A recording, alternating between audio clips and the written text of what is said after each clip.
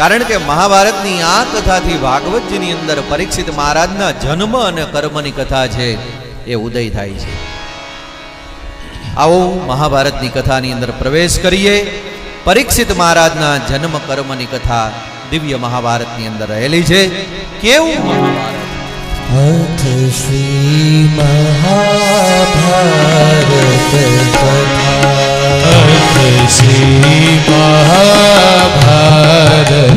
કથા, અથ શ્રી મહાભારત કથા, અથ શ્રી મહાભારત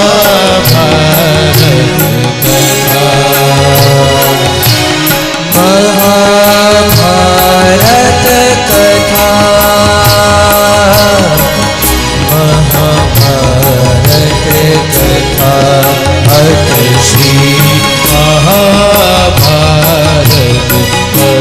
મહાભારત માટે એમ કહેવાનું કે પંચમ વેદ સ્વરૂપ છે. પાંચમો વેદ એટલે આપણે ત્યાં મહાભારત.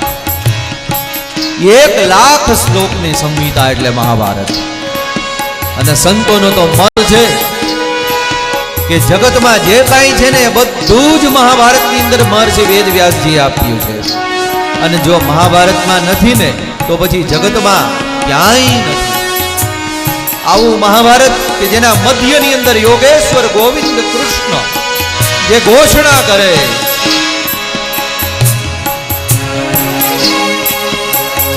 સમયે સમયે હે પાર હું આવું છું અને આ દ્વાપરની અંદર કૃષ્ણના રૂપે આવ્યો છું.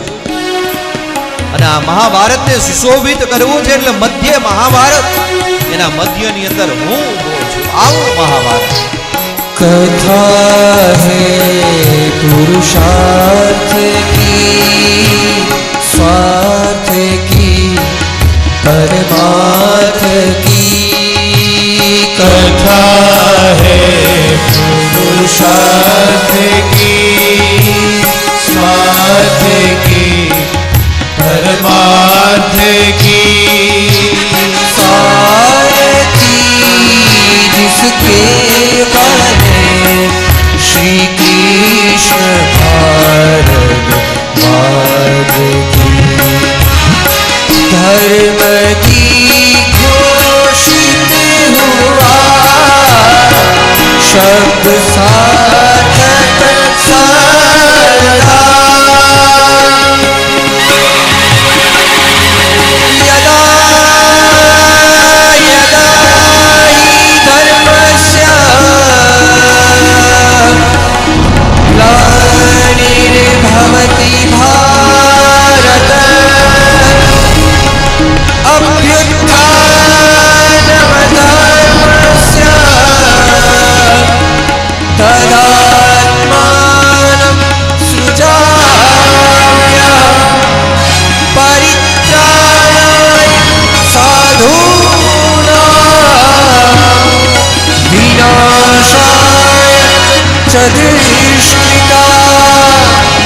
धर्म संस्थापनार्थाय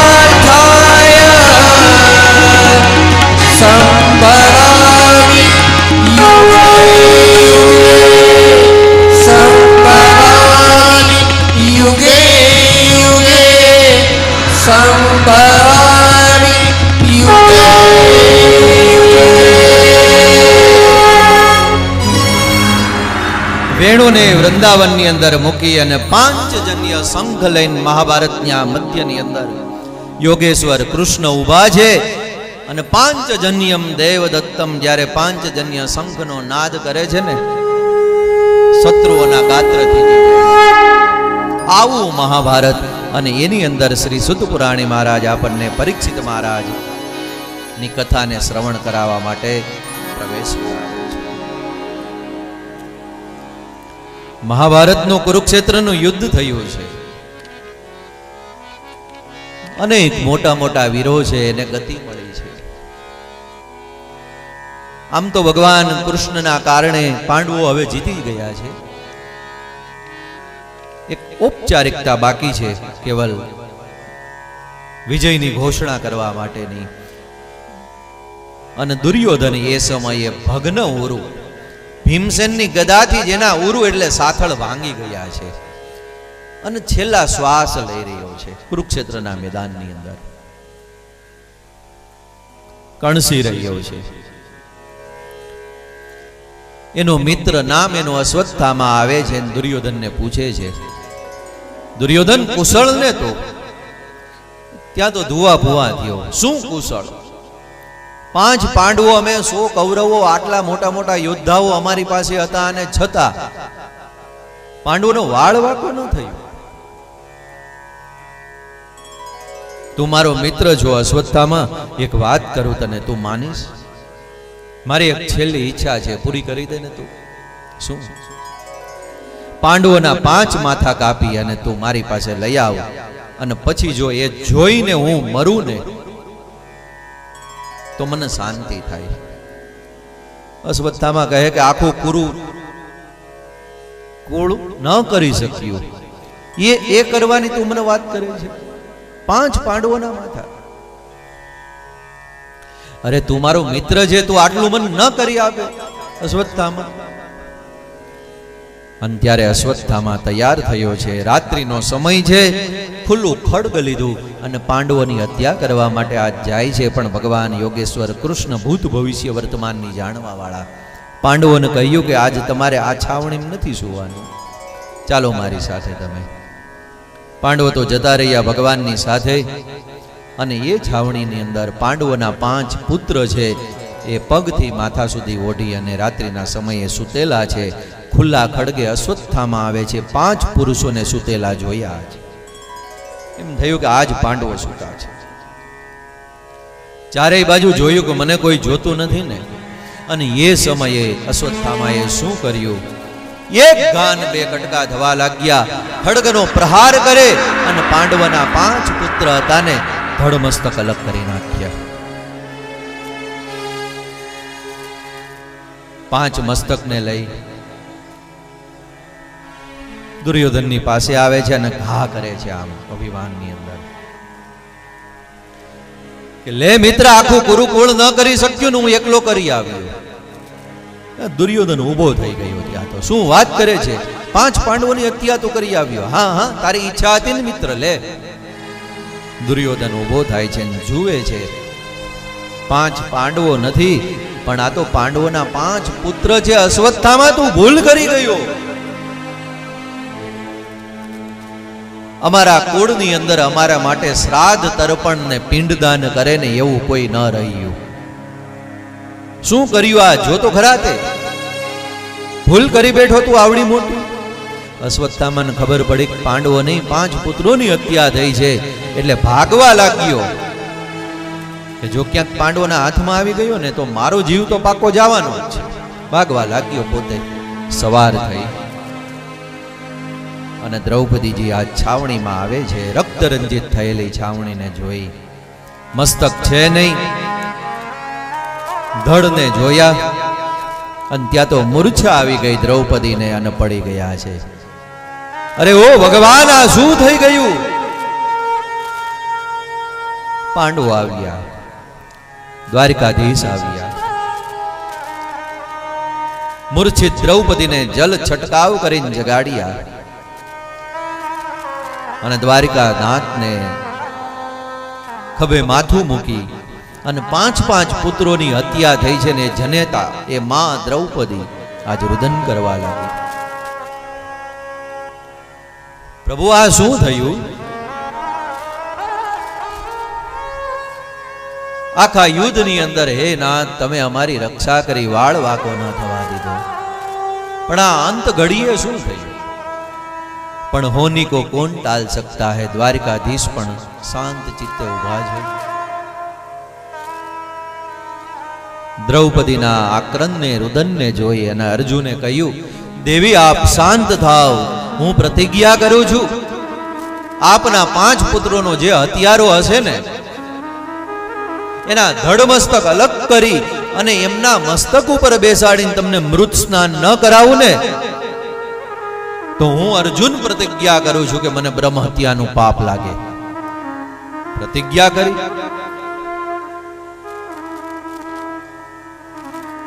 કહ્યું દ્વારકાધીશ ચાલો રથ તૈયાર કરો પ્રભુ. સારથી થયા ભગવાન, બિરાજમાન થયા અર્જુન.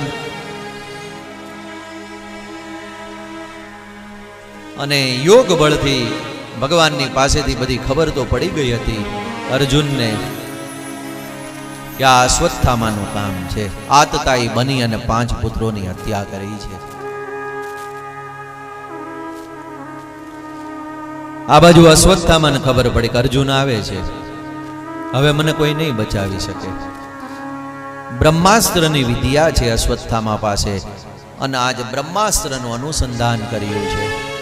અને અર્જુન ઉપર જ્યાં છોડે ત્યાં તો ભીષણ અગ્નિઓની વર્ષા થવા લાગી, નદી નાળા ઉભરાવા લાગ્યા, સમુદ્ર માંજા મૂકવા લાગ્યો, પર્વતો ખળબળવા લાગ્યા, અને સચરાચર આ સૃષ્ટિની અંદર ત્રાહી ત્રાહી પાહી પાહી થવા લાગ્યું કે શું મહાપ્રલય થવાનો છે, શું થવાનું છે.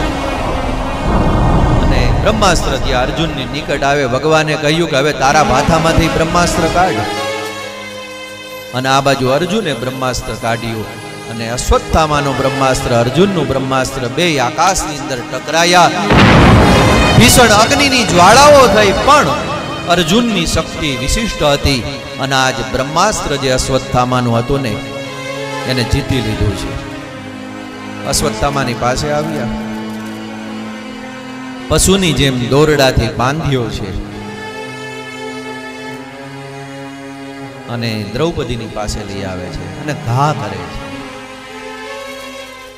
કે લ્યો દેવી, આપના 5 પુત્રોનો આતતાઈ આ અશ્વત્થામા, હવે આજ્ઞા આપો એટલે ધડ મસ્તક અલગ કરી નાખો. પણ ત્યાં શું થયું? કોઈએ વિચાર્યું નહોતું ને એવું થયું. અશ્વત્થામાને બાંધેલો જોઈ અને દ્રૌપદીએ ત્યારે કહ્યું છે, મુચ્યતામ મુચ્યતામ યેષઃ બ્રાહ્મણો નિતરા. કોઈએ વિચાર્યું નહોતું, બધાને એમ હતું કે હમણાં દ્રૌપદી આજ્ઞા આપશે ધડ મસ્તક અલગ કરો, એના બદલે બિલકુલ ઊંધા શબ્દો આવ્યા. અરે પાંડવો, આમને છોડી દો, તમે છોડી દો આમને. અરે દેવી, શું કહો છો તમે? આપના 5 પુત્રોનો હત્યારો એને છોડવાની વાત કરો છો તમે? હા. અને આવેગમાં આવીને નથી બોલતી, પણ સાચું કહું છું, તમે એને છોડી દો, છોડી દો. કારણ તમારા માટે આતતાઈ હશે, પણ મારા માટે તો એ બ્રાહ્મણનો દીકરો છે, અને હું એવું નથી ઈચ્છતી કે તમારા હાથે એક બ્રાહ્મણનો વધ થાય. માટે મુચ્યતામ મુચ્યતામ એષઃ, છોડી દો આમને. પાંડવો, બીજી વાત એ કે આ અશ્વત્થામા કોણ છે? દ્રોણનો દીકરો છે. દ્રોણ તમારા માટે કોણ છે? તમારા ગુરુ છે. તમે એમની પાસેથી વિદ્યાભ્યાસ કર્યો છે. પુત્ર છે ને એ પિતાનું સ્વરૂપ કહેવાય. આજ જો તમે અશ્વત્થામાને મારશો ને તો દ્રોણની હત્યા થઈ કહેવાશે. હું નથી ઈચ્છતી કે તમારા ગુરુનો તમે અપરાધ કરો અને તમે એના દંડિત બનો, દોષી બનો. માટે છોડી દો એમને. હજી કારણ છે મારી પાસે અશ્વત્થામાને મુક્ત કરવાનું. શું? મારો દિશ્ય જનની ગૌતમી પતિ દેવતા યથાહમ મૃતવત્સારતા રોદિમ્યત શ્રુમોખી. સૌથી મોટી વાત તો એ પાંડવો કે જ્યારે એક માં હોય, એક જનેતા હોય, અને એના કોઈ દીકરાનું અકાળે અવસાન થાય ને તો એની પીડા તો કેવલ એક માનું હૃદય હોય ને એ જ સમજી શકે. તમે ન સમજી શકો, તમે પિતા છો. મારા 5 પુત્રોની હત્યા થઈ છે, મારા 5 દીકરાના વિયોગની અંદર હું રુદન કરી રહી છું. એક માં છું ને એટલે એવું ઈચ્છું છું કે જગતની બીજી એક માં એના દીકરાના વિયોગના કારણે રુદન ન કરે, મા રોદિસ્ય જનની ગૌતમી પતિ દેવતા. એના પતિ છે એ તો સ્વર્ગે સીધાવી ગયા અને ગૌતમીનો કેવલ એક આધાર છે આ અશ્વત્થામા. જો તમે એમને મારી નાખશો ને તો જગતની એક માં 5 પુત્રના વિયોગની અંદર રડી રહી છે અને બીજી એક માં દીકરાના વિયોગની અંદર રડવાનું ચાલુ કરશે. હું નથી એવું ઈચ્છતી કે એક જનેતાના દિલને તમે દુભાવો અને માટે કહું છું કે તમે એમને મુક્ત કરી દો. અરે પાંડવો,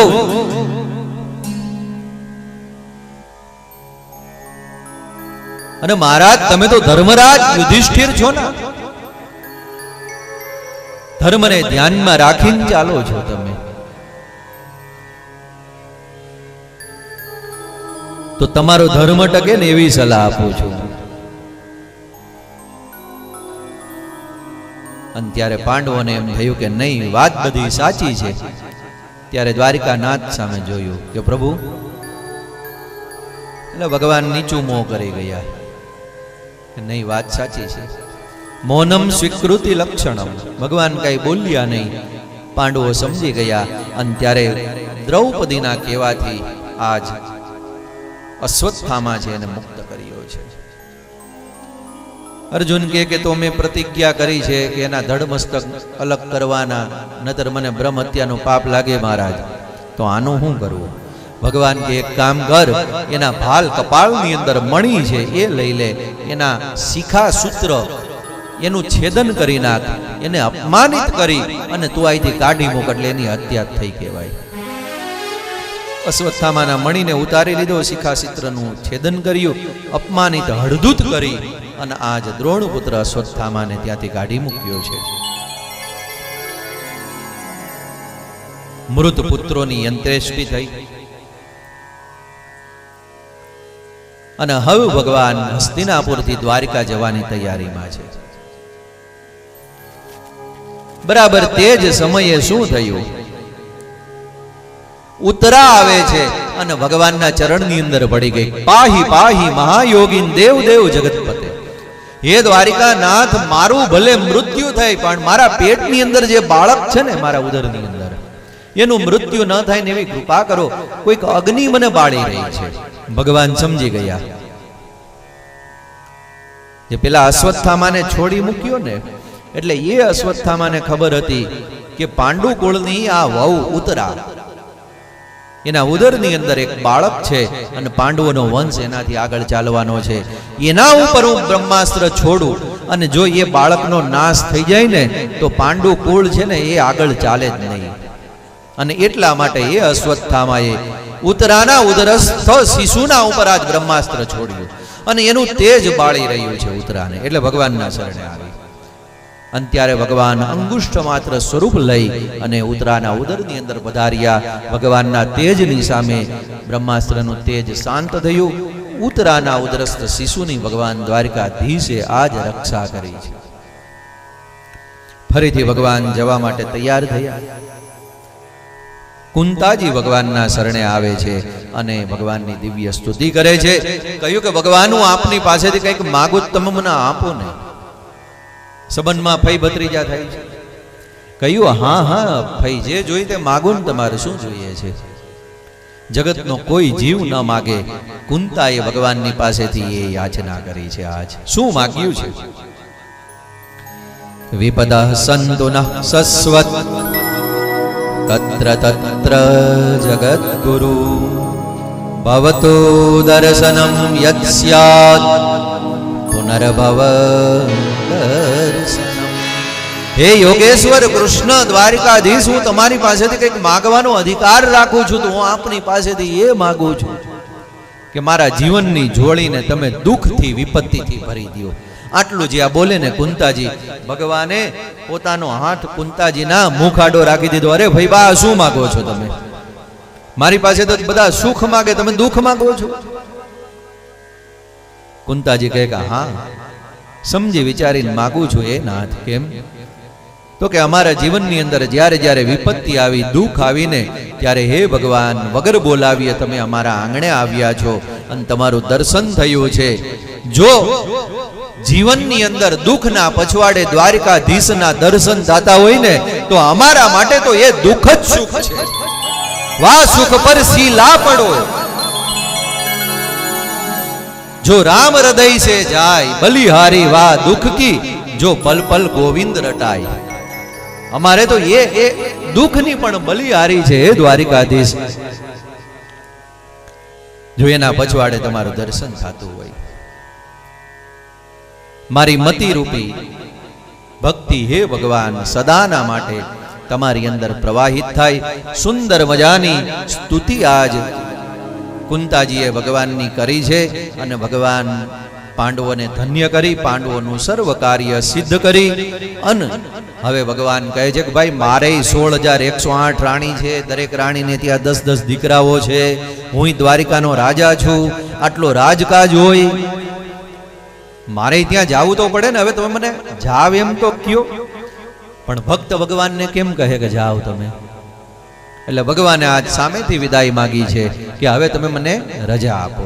અને ત્યારે દૂર દૂર સુધી પાંડવો છે દ્વારિકાધીશને વળાવવા માટે ગયા છે.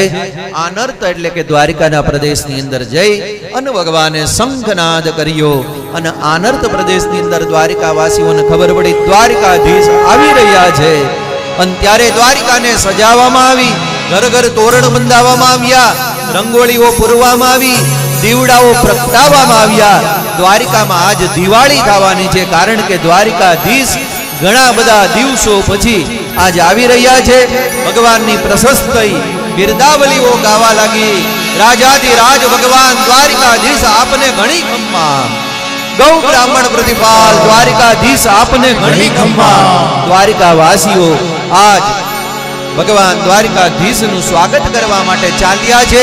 આવો આપણે પણ ભાવથી ભગવાન દ્વારિકાધીશનું સ્વાગત કરી અને આજની બીજા દિવસની મંગલમય કથાને વિરામ આપીશું. એ ધન્ય ઘડી આવી છે જેમાં દ્વારિકાધીશનું દ્વારિકાવાસીઓ સ્વાગત કરે. આપણે આપણા હૃદયની અંદર દ્વારિકાધીશનું આવો ભાવથી સ્વાગત કરીએ. મારો વાલો આવ્યાની વધામણી જીરે, આજની ઘડી તેરડી રમણી. હારે આજની ઘડી તેરડી રમણી. હરે સખી આજની ઘડી તેરડી રમણી. એ ભગવાનનું સ્વાગત બેઠા બેઠા કરવું છે કે ઊભા ઊભા? ભાઈઓને તો કહેવાનું જ નહીં, એ બધું તમારે જ કરવાનું છે. હે મારો વાલો આવ્યાની વધામણી જીરે, આજની ઘડી તેરડી રમણી. હરે આજની ઘડી તેરડી રમણી. હરે સખી આજની ઘડી તેરડી રમણી.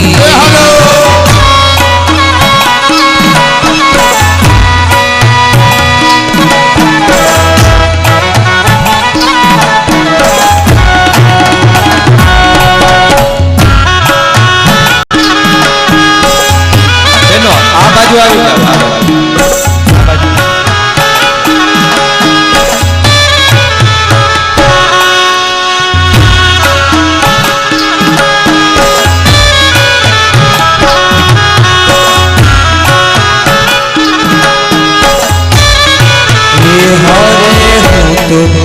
કદલીના સંપરો પાવતી. હારે તો કદલીના સંપરો પાવતી. હારે તો કદલીના સંપરો પાવતી.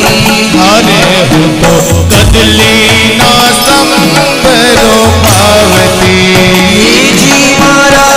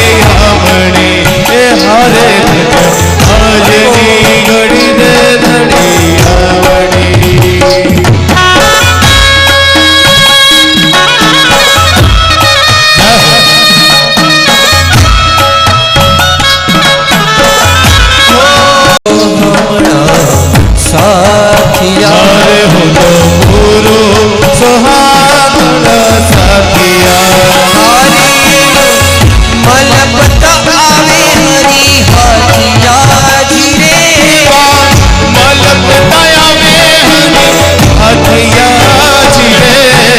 આજની ઘડી તે રડી આવણી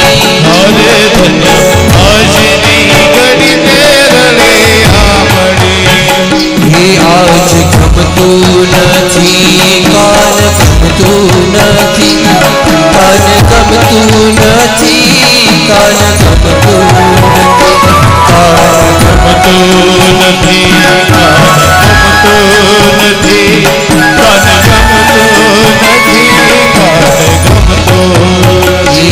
એવો રસિયો રૂપાળો રંગ રેલિયો ઘેર જાઓ ગમતું નથી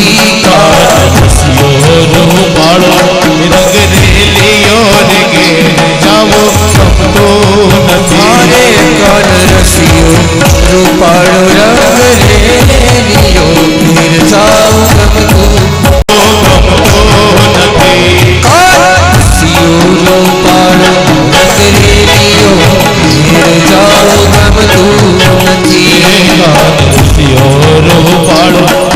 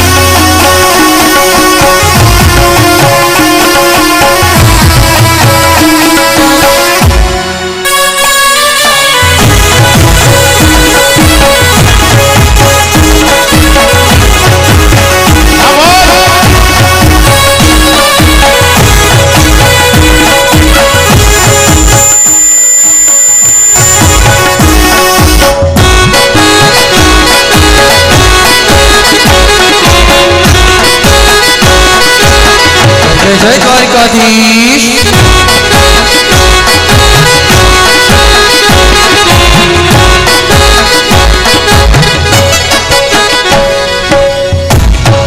પાછળ પાછળ ભાઈઓ બેઠા છે બધા ગરબામાં જોડાઈ જાઓ. હાલો ત્યાંથી ઊભા થઈ જાઓ. હાલો ભાઈઓ બધા આવી જાઓ. ત્યાં પાછળ ગ્રાઉન્ડ આપણે ખાલી છે ત્યાં ભાઈઓ બધા હાલો બધા રાસ રમવાનો છે. જય હો જય હાલો.